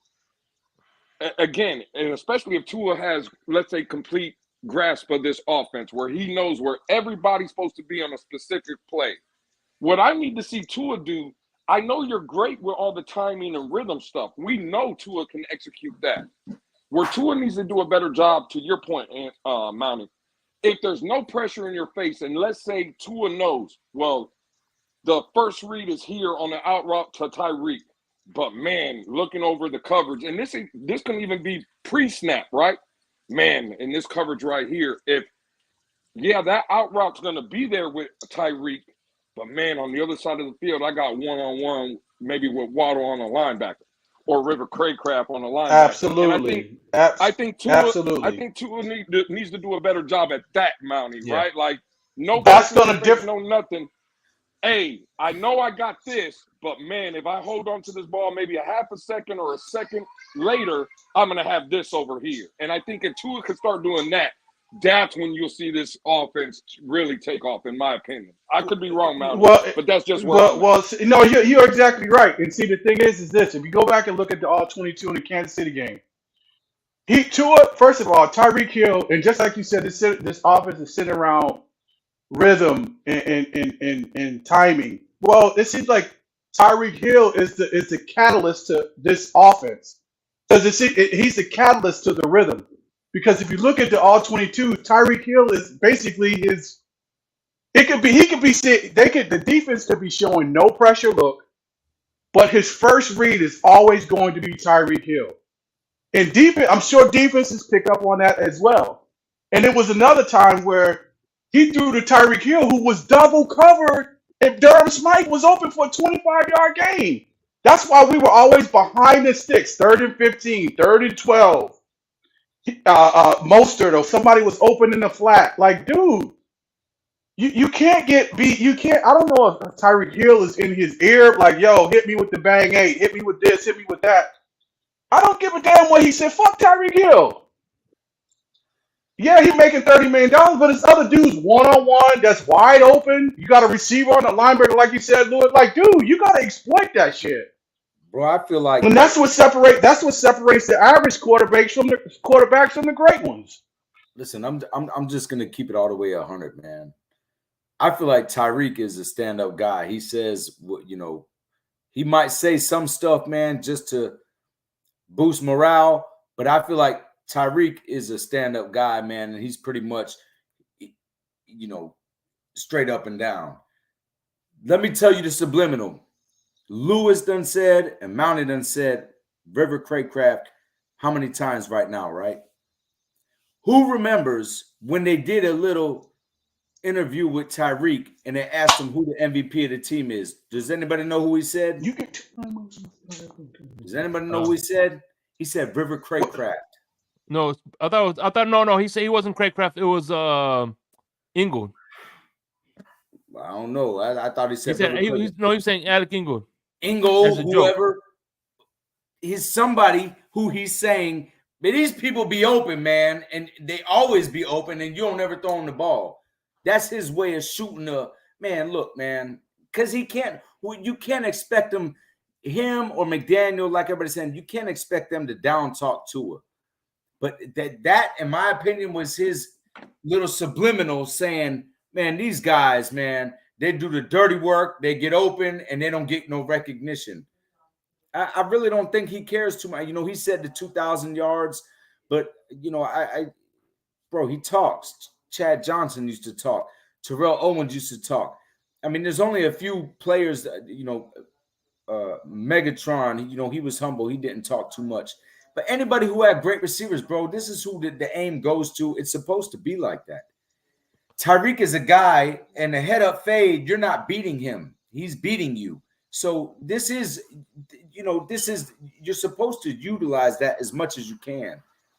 I get it. I get it. In the building, by the way, ladies and gentlemen, we got a legend in the building. Uh-oh. Who is it? He knows who this legend is. EM? Who is it? EM? Yeah. Right, Lewis? Who? EM. That's the legend right there. EM. Nah, hey, listen. That's the Texas tornado. Shake, I talked to a lot of people. Shake, I really don't know who that is. I have no idea.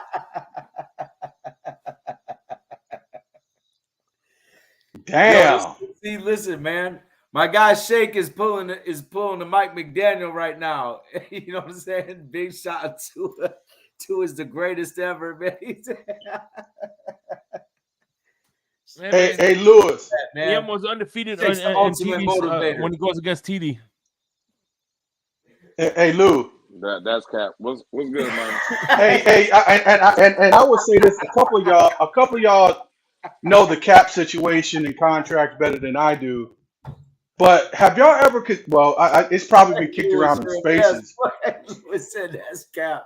Has anybody ever considered win or lose to move on from Teron Armstead and draft a young guy, a guy? Armstead, this guy, he plays a quarter. Man, damn Armstead. Man, we do when he's not there, we hold up. This is another thing. Everybody listen, people were calling it, and this is what I don't like about how biased a lot of our fan base is. Eichenberg. How many people wanted this guy off the team? This is a rookie. When was last year his first year? No, second year. His first year. Eichenberg just got here either way, no matter when he started. I've had a couple, so I can't recall. Oh, he's playing. It's really happy hour, baby. In whatever position they're asking him to play, this guy's playing good enough. Is he not? Yo, he's playing good enough, man. You give him a chance to get acclimated, and he's playing good enough. Everybody on the line, we get guys, Armstead goes out, Connor goes out, people plug in, people play. How many times has Tua been sacked? How many times has he really been hit this year? Seriously. Our offensive line and our run game is spectacular. But nobody gives credit to the offensive line. And when someone has a bad play, they want to chop his head off right away. Tua's in his fourth year making bone. If it is him with these delay of games, in your fourth year, you can't get the first play of our offensive possession on time. You get us a delay a game. That's what leads me to allude that he don't really know the playbook like he should. Come on, man. It is what it is. He don't. They can cut. They can Fangio's head. cap They for say this guy's a nigga. bum. Get rid of Fangio. Yo, he ain't had nobody on the defense. Everybody was injured. He just got here. People don't even have a chance to learn his play or anything, man. And now look, and now everything's meshing, and you know it takes time to get acclimated to a new system.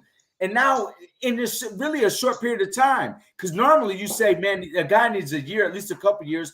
You hire a head coach, the average is 3 years, unless they're just terrible, like Frank Rick was in Carolina. 3 years to get acclimated. They drafted the wrong quarterback. That's what happened. Get your right players to get this, to get that. Man, Fangio came. He took what he had. Ramsey was really the only splash addition. Who else? If I'm mistaken, let me know. We pretty much brought everybody back from last year. David Long. Midway through the season, he gets everybody back. Our defense is playing damn near lights out. But top 10 at least. But when it comes to Tua, it don't apply. We're in the fourth year. Well, I think I'm not going to try to bash on Tua. I think Tua, bashing on him, but I'm just saying. No, I'm not saying it. Right. I would agree with that. I definitely agree with that. I don't think nobody up here is bashing him. I think we're pointing out some things. Yeah, I do want to touch on. Yeah, we're just calling. Yeah, absolutely. But like you said earlier, if you say anything about if his shoes untied, you're a fake fan. You're this, you're that. And like Larry says, this is an objective channel, and I'm so glad that he gives a platform to people. Right. Because it's not saying. I said we could win with him, win the big game. I believe it, but call a spade a spade. If things ain't, come on, man. That's what. 1000%. No, I know when Mountie brought up Terran Armstead, I'll say this, Mountie, because I said this a couple weeks ago, and now people on Twitter and all this, they're kind of running with that, and it is what it is. But I agree that what everybody's been saying, Mountie, I don't know if you heard it. If I'm the Miami Dolphins organization, we always come out and the first thing we say is Stephen Ross don't care about spending money, right? He has an open checkbook. Okay.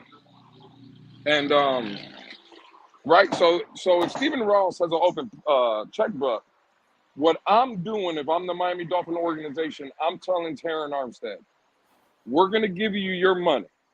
It just can't be on the books. We're going to need you to step away. We're going to need you to retire, right? We're going to give you that money. Just no one's going to know about it.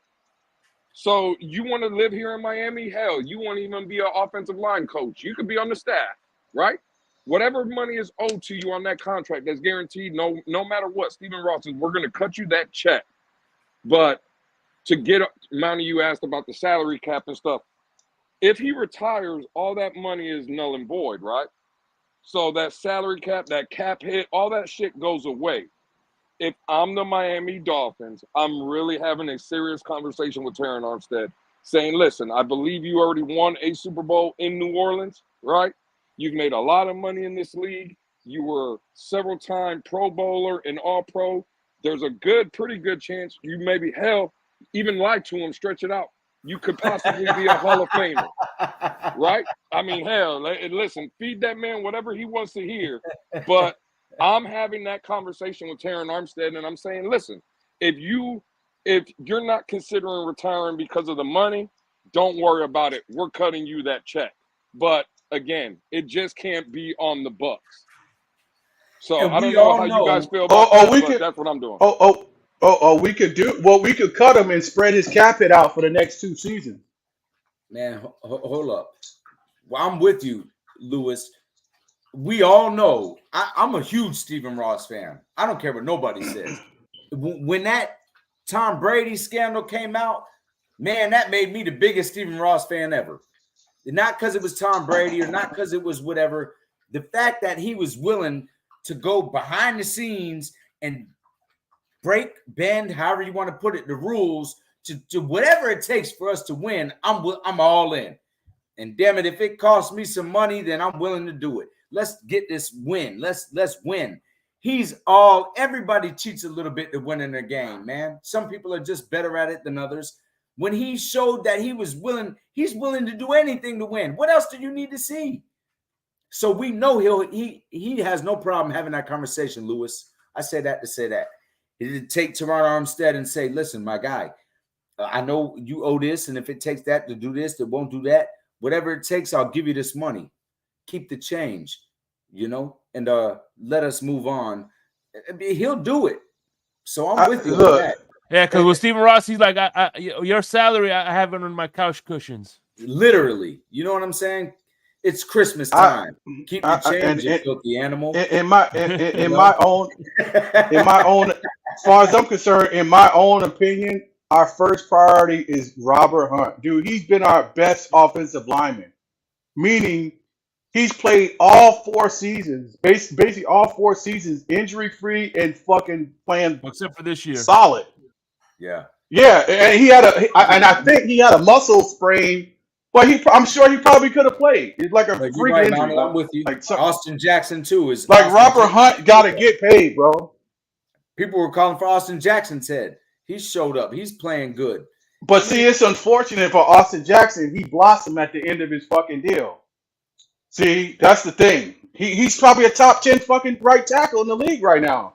No, so he's top 3. He's top 3 right now, and I'm telling you right now. Okay, so I stand corrected. See, even worse. You have to pay Austin Jackson and Robert Hunt. Gee, you're right. Gee, I agree. Connor Williams can go, but you have to solidify that right side of the offensive line, and this is why. Because it would get out of your feelings, and I'm not talking to anybody on this panel. I'm just saying in general. Speaking in general, yeah. There's a lot of people that, for whatever reason, don't like Tua or whatever, but we don't work for the Miami Dolphins, and the Miami Dolphins seem that they like Tua. Right. They believe in Tua. Looks like Tua's going to be here. Well, unfortunately for us, then Tua is a left-handed quarterback, and the blind side of Tua is on the right side. And you have to lock up Robert Hunt. Because everything Mountie said about him and Austin Jackson, I get it, Mountie. It's only 1 year. It's the last year of his deal. Mm-hmm. The fact of the matter is, when he got drafted, though, he was super young. He was also coming off of a bone marrow surgery for his sister. The kid is 24 years old, bro. 24 years old. And the offensive linemen play to they're old, so that's young. Bro, look at the resume of guys that this man has taken away this season. Week 1, Khalil Mack, Joey Bosa. Philadelphia, Hassan Reddick. Kansas City, he lined up against Chris Jones. Oakland, the Raiders, he let Max Crosby. Matthew Judon twice in New England. Bro, he's putting those, and again, those are guys. He's that nigga. Bro, this guy, we gotta hold that one to now. Sleep. He is him. He's him. He is putting people to sleep. And again, bro, you have to. I know people get queasy because, Mountie, you're correct. It's only 1 season, but nah, bro, you don't pass up on a top 3 right tackle that's 24 years old. Yeah. Nah, bro, you cannot. And it's not fluke. It's not like it's a fluke season. It just took him time. Some people take more time to develop, man. Everybody doesn't come in the league busting heads right away, man. It's just Hey. Look, and one thing I want to say about Austin Jackson is when Austin Jackson was playing his first game in the NFL, he wasn't even old enough to fucking drink. Exactly. Nah, bro, you're not passing up on that time. Hey, and let's not forget, bravo Zulu to Butch Berry for cycling these guys in and out and doing a phenomenal job. Look at Liam Eichenberg right now at center. That's what I'm saying. Everybody was talking for his head. He's playing. Holy shit, bro! Butch Berry coaching, man, is a. I mean, I'm talking to a bunch of pros. Coaching is so important. Hey, Lewis, do we have our young version of Mike Munchak? Listen, man. Again, and Butch Berry. It could be. Listen, Butch Berry, damn. Butch Berry has been a godsend. right, to this team. And to your point, Mountie, the guys coming in and out of the lineup, Liam Eichenbergs of the world, Austin Jackson of the world. I mean, the man definitely has been a godsend. Oh for yeah. sure. And two things I want to bring up. Number one, it's funny how everybody, all the Dolphin fans, were killing Michael Dieter. Look how he's playing in Houston. That's one.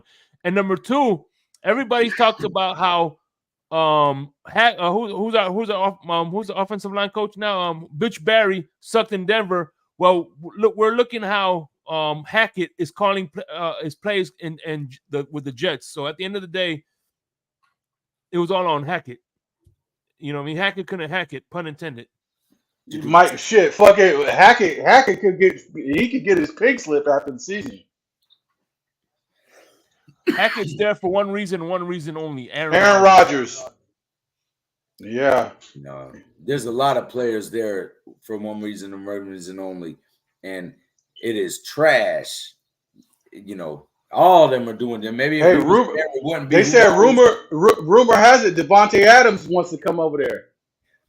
I mean, the funny part about it is that Aaron used to always complain that he didn't have what he needed to win in Green Bay. Then when he goes to the Jets, how many people did he bring from Green Bay? This is what I need to win. But you had that over there. Yo, this guy, listen, he might be one of the better quarterbacks of all time. I don't believe he's one of the greatest of all time. You know, his numbers or whatever. He's not that guy. He's making a terrible mistake coming back this season. You're not making the playoffs. My guy, you are not making the playoffs. It's a dub in New York. You're not winning. You're not making the playoffs. You're coming back to try to prove what point? What point? Your offensive line, trash, non-existent. Running game, trash, non-existent. I mean, it's just that, and that has nothing to do with the quarterback. Stats, make his I ain't gonna call the receivers trash, non-existent, because they don't have a quarterback. But your running game and your offensive line has zero to do with your quarterback. I mean, unless you're talking about he's taking too much time to get rid of the ball, whatever, it's going to be the same thing for him. And you just had your Achilles repaired. You're not going to be able to move. He wasn't a move arounder the last few years anyways. You know, he could extend plays earlier in his career, but he's been kind of not that great at extending plays in these last couple of years. Yo, and you just had your Achilles repaired. He's asking for trouble coming back. And I'm glad he's coming back so we could go ahead and stomp his ass out when we play. Yeah, he ain't coming back. They say December 16th. I don't know how true it is. That's what they say. And it's been rumored before this happened now, and now they have according to Adam Schefter, he's available to participate full activity. See? Yeah, practice, but he ain't coming back because the Jets have no way of making the playoffs. And no stuff, way. And there's no reason for him to come back. So there's all no this is reason. a smoke screen. Pride, though. Like, Pride is a MRF. Yeah, and Pride's gonna get another injury, another setback. For all you Pulp Fiction fans. Hey, but you know another thing? Hold on. Another thing I could see him doing is pushing his numbers so other people can't. It'll be hard to catch his numbers. Stat padding. Kind of like what LeBron James is doing. Diminished if he tries to come back, man. I don't think it's worth that. I don't think it's worth the risk. He ain't gonna do it. The organization, I'm telling you, the Jets organization will not let that happen. The fact of the matter is, again, they're in New York. That media is clamoring, right? And how do you feed that media? You give them shit they want to hear. Yeah. That's all that is. It's a smokescreen. That man is not coming back off a torn Achilles in 12 weeks or 11 weeks. That shit ain't happening. Listen, no, gentlemen, it was great to see you. I came straight out of work and jumped on the show. Yeah, for sure. I still got to eat and take a shower and stuff. But Lewis, great to see you. Mountie, pleasure to meet you, my guy. Shakes, I love you, my brother. Hey, man. Everybody in the chat, man. You already know, man. All right, Anthony, take care, bro. Great show. Lewis, always good to see you, brother. This is the first installment of the happy hour, baby. That's it, man. The inaugural show. Hopefully, if you go to the Buffalo game, I'll see you down there, Lou. That's the next. Or I might go to the Tennessee. If my guy Horace shows up from New Jersey, I'm going to go to that one too. But I'm locked into the Buffalo game. Yeah, I'm going to be in the building for Tennessee, and then I'm going to be picking up Shake, and we're going to be going down for Buffalo. So Okay, Yeah, so we'll if I don't definitely see see you that, in man. Tennessee, I'll 100% see you Buffalo, I got man. this Buffalo Trace, baby. Absolutely. That's what I'm You looking guys forward have a to, good man. night. Hey, and you too, bro. All right, Lou, man. What any final thoughts, man? Hey, tomorrow's is open panel, so hopefully your boy Mr. Name what's that name brand or whatever his name is, household name will be showing up. Shay, listen, I'm gonna leave you guys with this. Thank you for allowing me to come up here today. It was For sure, great. man. And No, you're always Shake, welcome listen, here. I don't know